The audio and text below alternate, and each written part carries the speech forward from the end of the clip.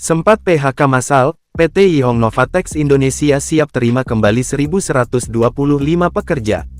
Kabar bagi 1.125 karyawan sempat terkena pemutusan hubungan kerja PHK kembali berpeluang dipekerjakan setelah PT Yihong Novatex Indonesia di Cirebon berencana kembali dibuka.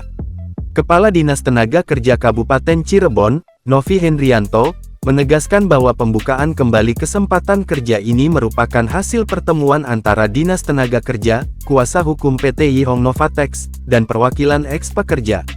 Satu hari sebelum cuti Idul Fitri, Selasa tanggal 26 Maret tahun 2025, kami terakhir kali memfasilitasi pertemuan antara pihak manajemen melalui kuasa hukumnya dengan serikat pekerja.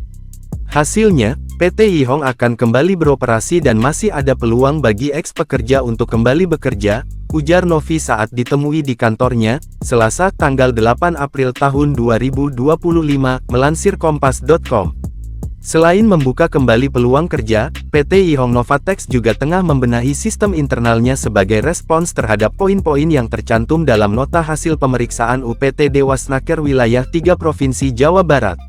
Meskipun demikian, Novi mengaku tidak mengetahui secara rinci isi nota pemeriksaan tersebut, karena komunikasi langsung dilakukan antara tim pengawas tenaga kerja dan pihak manajemen. Dalam kesepakatan tersebut, manajemen perusahaan juga berencana mengadakan pertemuan lanjutan dengan perwakilan eks-pekerja beberapa hari setelah Idul Fitri 2025. Namun, hingga Selasa siang, Novi menyebut belum ada perkembangan lebih lanjut terkait pertemuan tersebut.